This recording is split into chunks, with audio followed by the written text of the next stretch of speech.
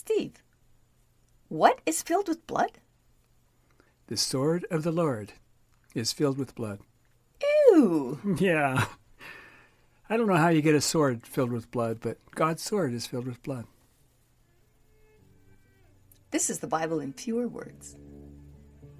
We are Carol and Steve Wells. This is episode 184, Isaiah, chapters 28 through 39. Hi, Steve. Hey, Carol. More Isaiah. Yeah, we're going to finish up first Isaiah, first section of Isaiah. Well, that's a third of a victory. Yeah, it's the longest, so we'll have that out of the way. Okay, chapter 28. Woe to the drunkards of Ephraim. They will be trampled. The priests and prophets drink too much wine and strong drink. Their tables are full of vomit and filthiness. That's a nice picture in my mind. Vomit and filthiness. Yeah. And these are priests and prophets. I think so, yeah. Not setting a very good example. God will do his strange work and his strange act. Yeah. Yeah. Is that like a magic show? I don't know. It's just there, so I threw it in. Chapter 29. Woe to Ariel, the city where David lived. I will visit you with thunder, earthquake, storms, and fire. Ariel here is Jerusalem, not the character, the Little Mermaid. I'm wondering, Jerusalem has a lot of names. Yes. City of David, and it was also called Jebus back in the day, Jebus. before it was Jerusalem. Yeah. So God's saying, hey, Yeah. too bad. I'm going to come and do all this bad stuff. Right. That's nice. Yeah. A vision will come to you in a sealed book delivered by an expert who will say, I can't read a sealed book. Then it will be delivered to an uneducated person who will say, I can't read it because I'm uneducated. And presumably it won't be sealed anymore. I don't know. I will do a marvelous work and a wonder by destroying the wisdom of their wise men. Yeah. So those verses, 11 through 14, and were used by Joseph Smith to show that Joseph Smith's Book of Mormon, which he calls a marvelous work and a wonder, were prophesied by the Book of Isaiah. There's a whole episode about this that I have a link to in the notes. I'm not going to discuss it here, but it's a big, important thing in the history of the Mormon Church. Okay. Joseph Smith really liked the Book of Isaiah. So if you like the Book of Isaiah, you'll probably like the Book of Mormon. Okay. He actually copied 23 chapters directly from Isaiah and put them right into the Book of Mormon. So that's 1/3. Yes. A little more than 1/3 of Isaiah is incorporated in 2nd Nephi. Woe to the rebellious children who won't listen to me. They trust the Pharaoh more than me. Steve, when he says children, he doesn't really mean children, right? No. No, he means people. They're acting like children. They're his children, and they're bad. Oh, okay. Yeah. My people. Uh-huh. They carry their riches through the land of the fiery flying serpent. Yeah, the fiery flying serpent. We talked about that. That's the seraphim that we've talked about before. Yeah. It's just funny.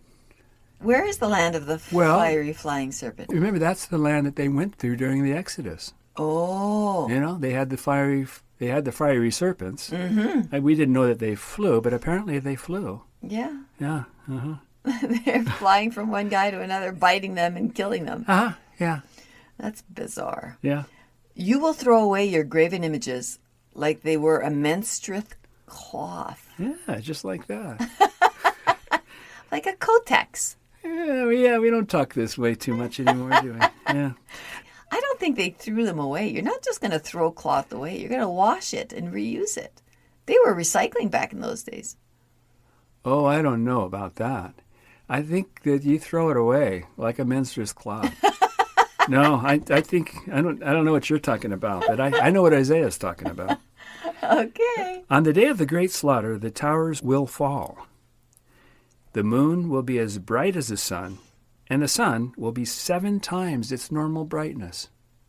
I wonder why that is. I don't know. It's not possible. Of course, the moon isn't going to be as bright as the sun. That's never going to happen. No. And the sun isn't going to, at least not during our human existence, 7 times as bright as it is now. But okay.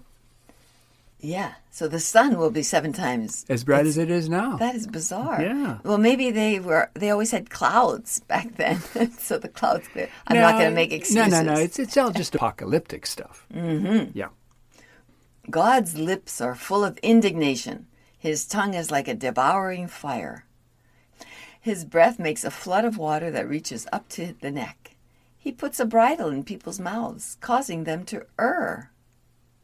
God will make his glorious voice to be heard and show his anger with fire, storms, and hailstones. His voice will beat down the Assyrians. His breath is like a stream of burning brimstone. He's got bad breath. He does. Yeah. So is there kind of a war going on, and it's going to result that it will be the end of the world? Yeah. Okay. Yeah, so this is First Isaiah. Mm-hmm. And First Isaiah was written just before the Assyrians attacked Israel. Okay. Chapter 31. Woe to those who go to Egypt for help. God will bring evil upon them. The Egyptians are men, not gods, and their horses are flesh and not spirit. When God stretches out his hand, he'll destroy both the helpers and the helped. Well, that's not very helpful. No, it's not. Okay. Chapter 32. The vile person will no longer be called liberal. For the vile person is an evil hypocrite who lies to destroy the poor. Like saying a lie? Yeah. Okay, but liberals devise liberal things, and by liberal things they will stand. Yeah, I think that should be the slogan of the Democratic Party.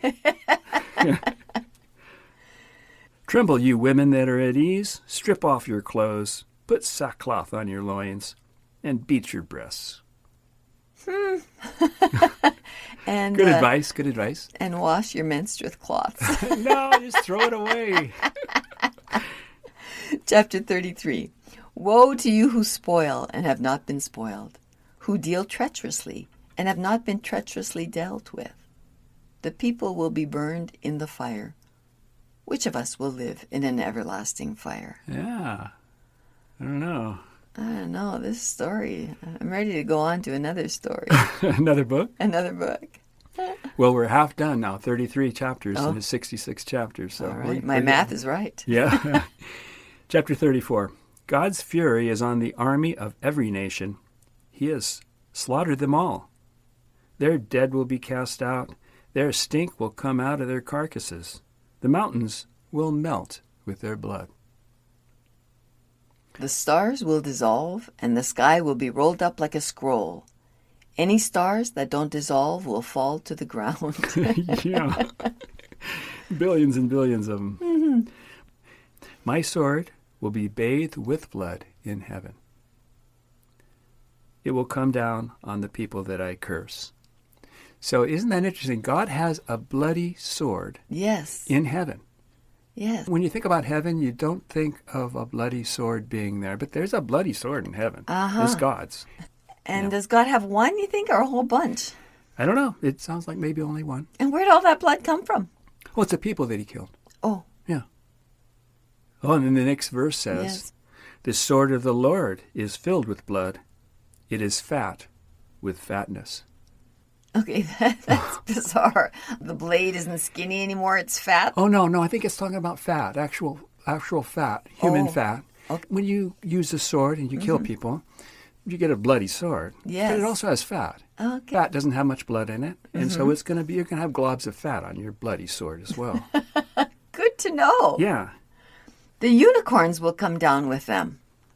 What is he talking about? I don't know. That I don't know. The land will be soaked with blood because it is the day of God's vengeance. Yeah.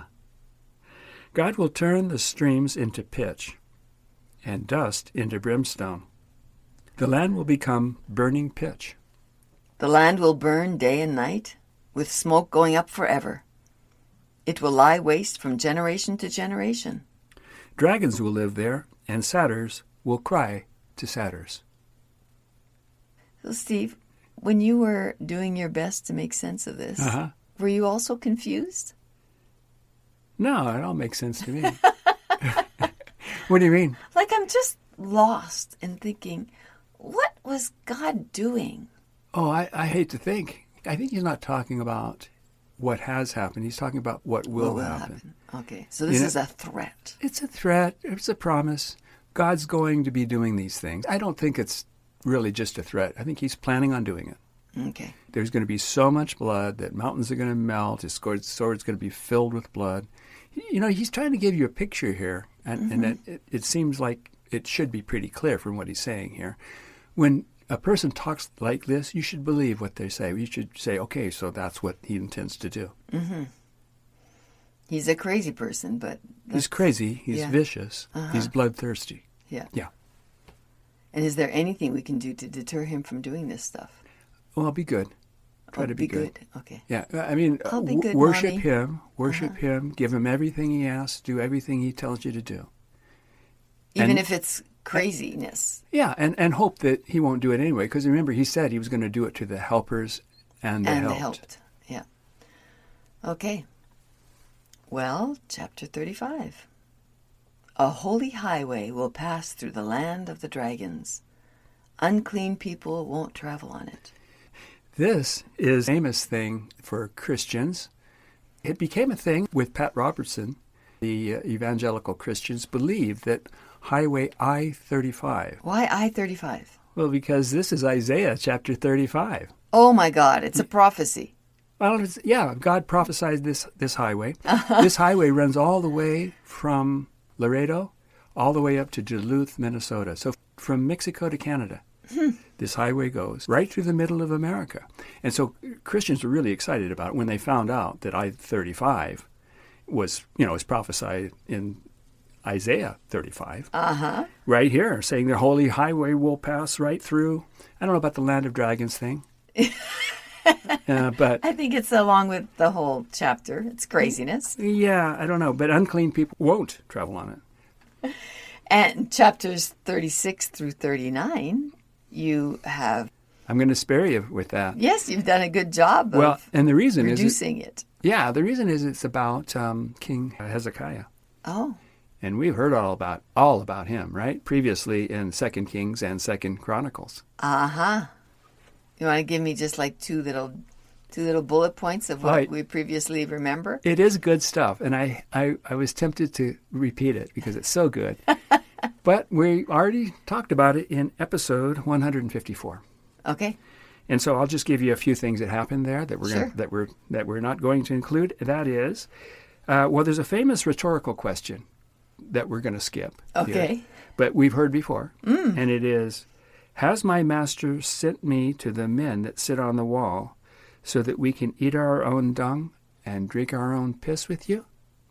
So he doesn't really want an answer to that question. No, he doesn't. What he's really saying is, people are going to be dying. They're going to be starving to death. They're going to be eating their own dung and drinking their own piss. That's what it's trying to say. Yes. But it's just a clever way of saying it. Yes, it is. And it's repeated several times in the Bible. It's so good. And also, you remember the time that God sent an angel to kill 185,000 sleeping soldiers? Yes. And the next morning they woke up and found out they were all dead. Yes, yeah. I remember that. Yeah, that's repeated. And then another thing is about Hezekiah and the shadow, the sun. He was sick, and God told him through Isaiah that he would cure him. Because he was asking for a sign.